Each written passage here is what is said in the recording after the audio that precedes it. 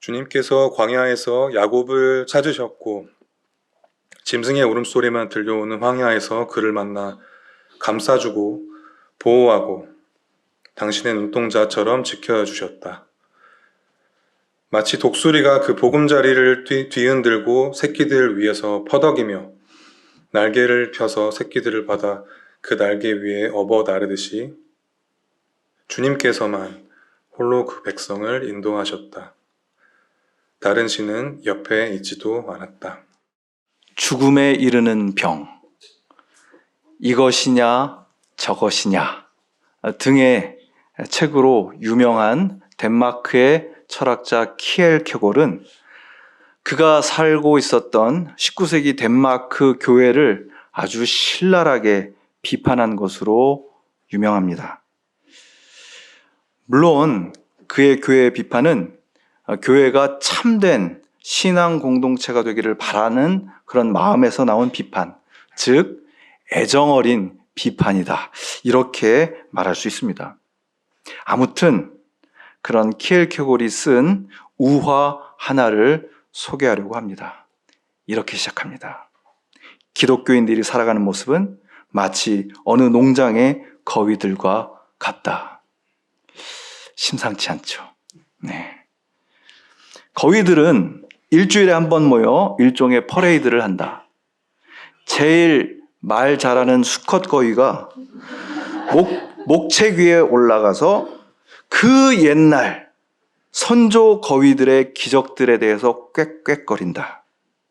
한때 하늘을 나는 모험을 감행했던 선조들의 이야기를 들려준다. 또 거위들에게 날개를 주시고 비행 본능을 주신 창조주의 자비로우심을 찬양한다. 거위들은 깊은 감명을 받는다. 감격에 겨워 고개를 숙이면서 달변의 설교자 거위를 칭송한다. 그런데 그걸로 끝이다. 그 거위들이 하지 않는 것이 딱 하나 있다. 나는 것이다. 나는 것. 거위들은 날 생각은 아예 하지도 않고 점심 먹으러 간다. 날지 않는다. 먹을 것이 훌륭하고 농장은 안전하기 때문이다. 아유, 제가 오래전 이 우화를 처음 읽었는데 그 이후로 잊혀지지가 않습니다. 키엘케골은 정직하게 그리고 치열하게 하나님에 대해서 그리고 신앙에 대해서 생각하고 고민한 철학자였습니다. 그래서 더더욱 아프게 다가왔습니다. 우화, 그러니까 풍자하는 이야기일 뿐인데 저에게는 그 어떤 무신론자의 그 어떤 신랄한 독설보다도 아프게 와닿았습니다.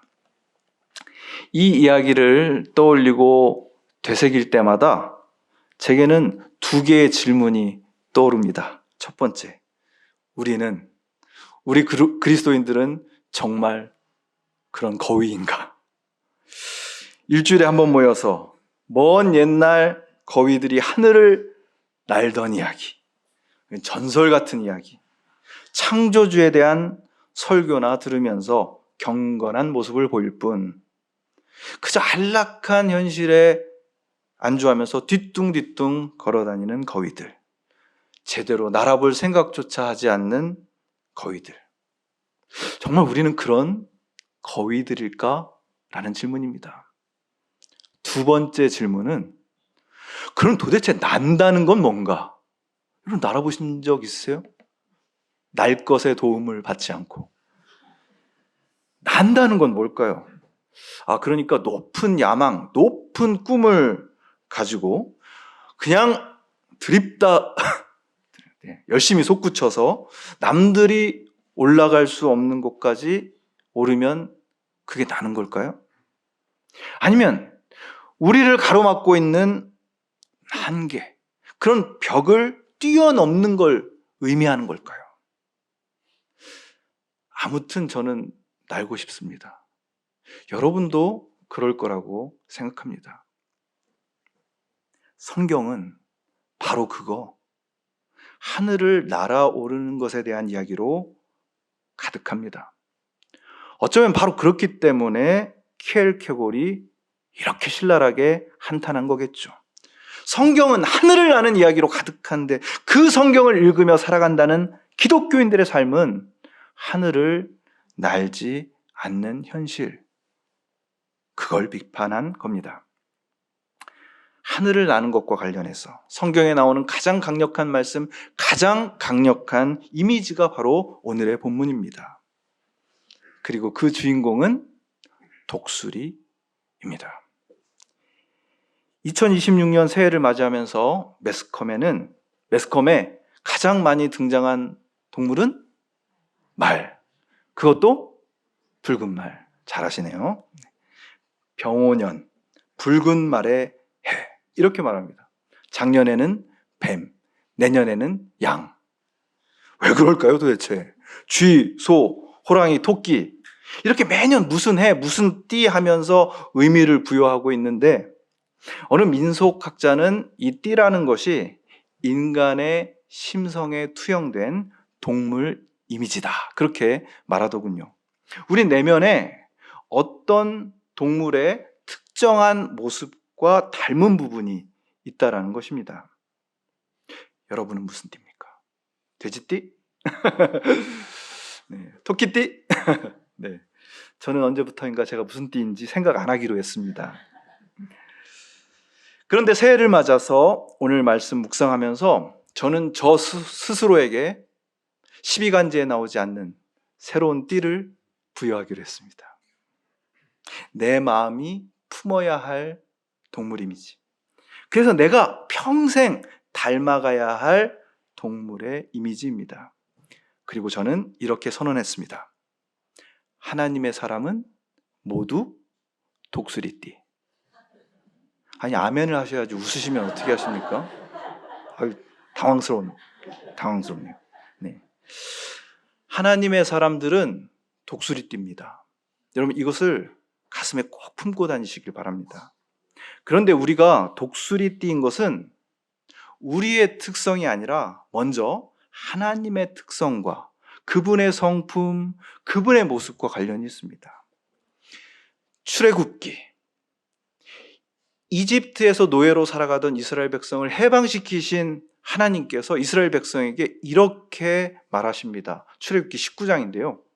너희는 내가 이집트 사람에게 한 일을 보았고 또 어미 독수리가 그 날개로 새끼를 업어 나르듯이 내가 너희를 인도하여 나에게로 데려온 것도 보았다. 하나님께서 하나님의 백성을 선택하셨는데 하필이면 아주 나약하고 초라한 핫비루들, 실제로 명칭이 그렇습니다. 제대로 민족이라고도 할 것 없는 어중이 떠중이들, 그리고 비천한 자들이에요. 아니, 강한 민족, 좀 멋진 그런 민족들도 있는데 하필이면 그런 히브리인들을 선택하셨습니다. 되게 약한데 또 자존심은 되게 세요. 얼마나 반항이 많은지 모릅니다. 자, 그런데 그런 이스라엘을 그 강대한 이집트에서 해방시키는데 마치 어미 독수리가 큰 날개로 새끼를 업어 나르듯이 이끌어내셨다는 겁니다. 아주 강렬한 이미지 아닙니까? 오늘 본문은 그렇게 이집트에서 탈출시킨 후에 광야에서 40년을 보낸 후 그 광야 생활을 마무리하는 시점에서 모세가 이스라엘 백성에게 들려준 모세의 노래입니다. 이제 새로운 땅, 새로운 시간으로 들어가야 하거든요. 그런데 이스라엘이 절대로 잊어서는 안 되는 중요한 내용이기 때문에 모세가 노래로 가르쳐 준 겁니다. 그래서 모세의 노래예요. 도대체 뭘 잊으면 안 된다는 걸까요? 그 내용이 오늘 본문에 나오지 않습니까? 마치 독수리가 그 보금자리를 뒤흔들고 새끼들 위해서 퍼덕이며 날개를 펴서 새끼들을 받아 그 날개 위에 업어 나르듯이 주님께서만 홀로 그 백성을 인도하셨다. 아멘. 다시 한번 독수리가 등장하는 겁니다. 출애굽기 19장 10계명을 받기 전에 독수리 얘기가 나왔는데 이제 약속의 땅에 들어가기 직전에 신명기 32장에서 다시 한번 어미 독수리 얘기가 나오는 거예요. 연약하기 짝이 없는 이들, 그런 이들을 독수리가 독수리 날개를 쫙 펴서 업어서 나르듯이 인도하시는 하나님. 하나님이 그런 독수리라서 우리는 새끼 독수리, 독수리띠. 아멘. 네, 감사합니다. 제가 좀 이런 반응도 예상했습니다, 사실은. 자, 그런데 아멘 하는 것도 중요하지만 여기서 한 가지 우리가 정말 중요하게 짚고 넘어가야 할 것이 있습니다. 흔히 독수리 하면 우리가 생각하는 것은 하늘의 제왕, 강하고 빠르고 힘세고, 그리고 중요한 포인트, 도도해요. 네. 그래서 독수리는 강력한 제국의 상징입니다. 주전 102년 로마 제국은 독수리를 공식적으로 로마의 상징물로 삼기로 선포합니다. 그래서 로마 제국이 가는 데마다 그냥 독수리 문양이 나오잖아요. 훗날 신성 로마 제국도 검은 독수리를 신성 로마 제국의 상징으로 삼습니다. 현대로 와서도 독수리는 아주 강력한 제국의 브랜드가 되었죠. 대표적인 것이 미국의 상징입니다. 흰머리 독수리.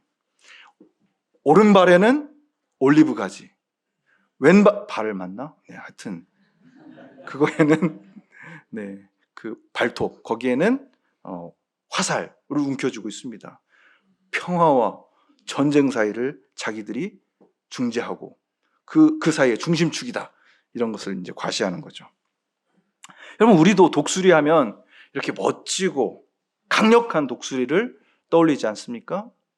이렇게 우리가 흔히 떠올리는, 그리고 영상에서 보는 이런 용맹스러운 새는요, 독수리가 아니라 검수리, 골든 이글이라고 부르는 것입니다.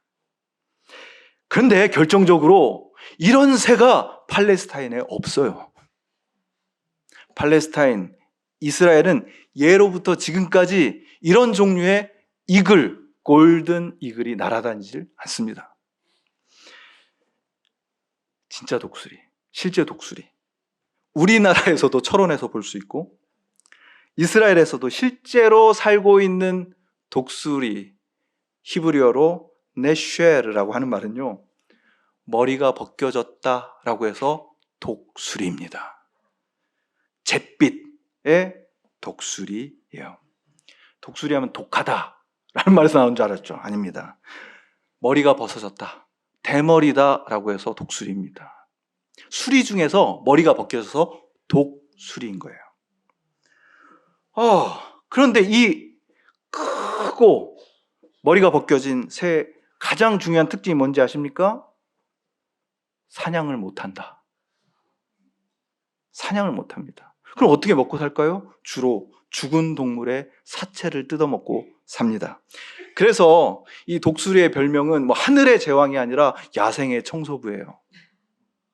굉장히 필요합니다. 독수리가 없으면요, 좀 안 돼요. 생태계가 잘 유지가 안 됩니다. 야생의 청소부. 몸집은 엄청 큰데 동작이 둔해서 까마귀나 까치들의 공격을 받습니다. 그러면 싸워야 되는데 도망가요. 유튜브에서 제가 강원도 철원평야에 겨울이면 찾아오는 독수리의 모습을 봤습니다. 참담했습니다.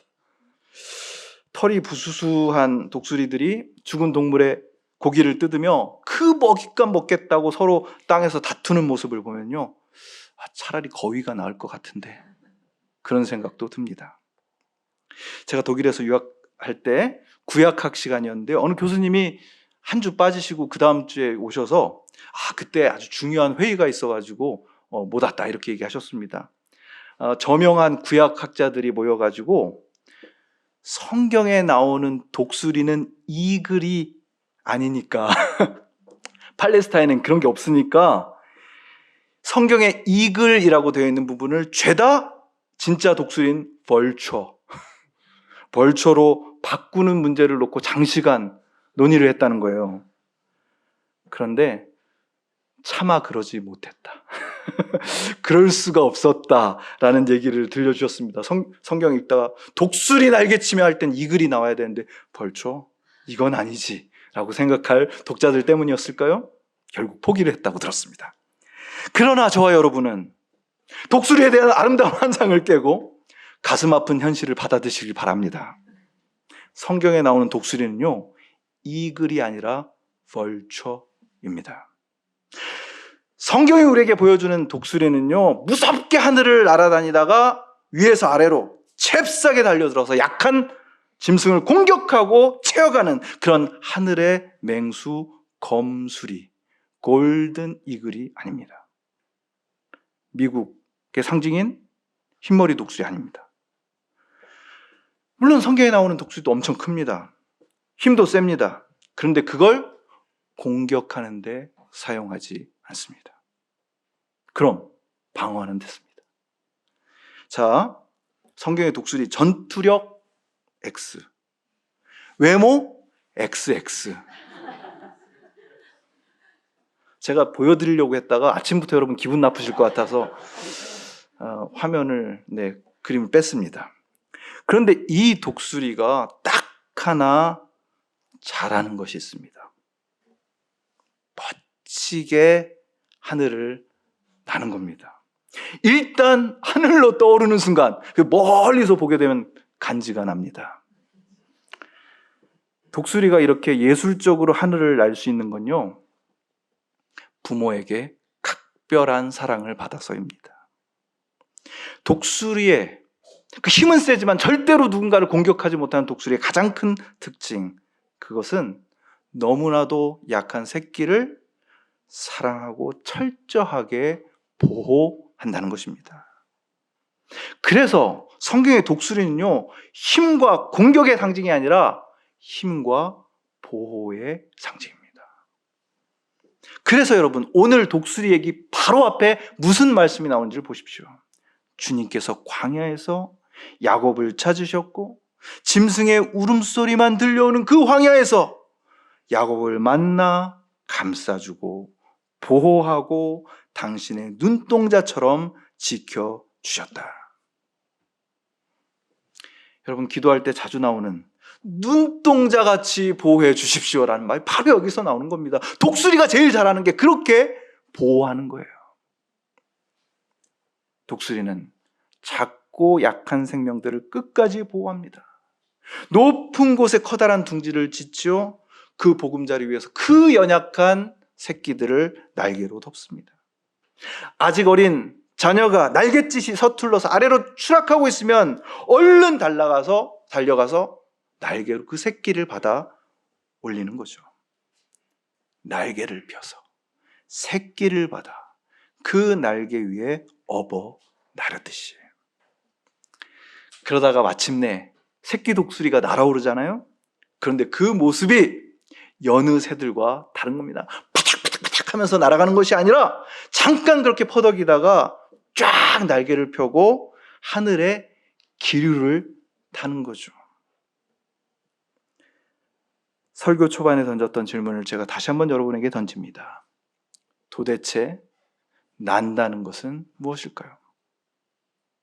저 독수리의 모습을 떠올리면서 저는 이렇게 대답해 봅니다. 난다는 것은 나를 펴고 바람을, 하늘을 받아들이는 것이다. 바람에 나를 맡기고 떠오르는 거예요. 어떻게 그럴 수 있을까요? 하나님 아버지와 함께 고통 속에서도 함께한 비상의 경험, 날아본 경험이 있기 때문입니다.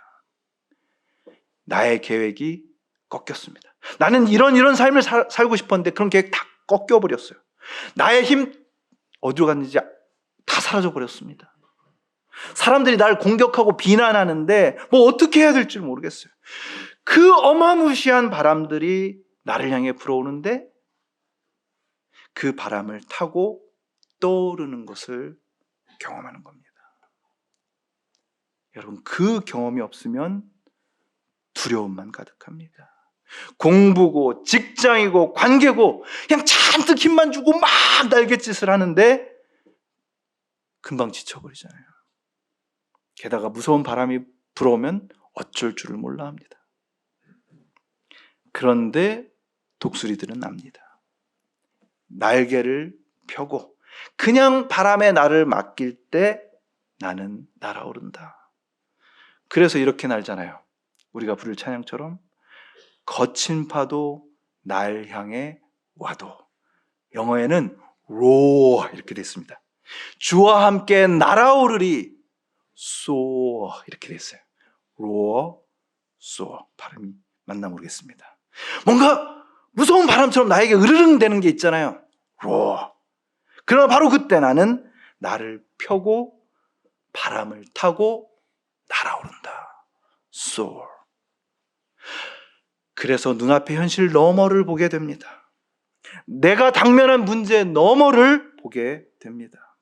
나의 어려움과 아픔의 바람을 타고 주님과 함께 날아오르는 것, 떠오르는 것, 그것이 바로 나는 것, soaring입니다.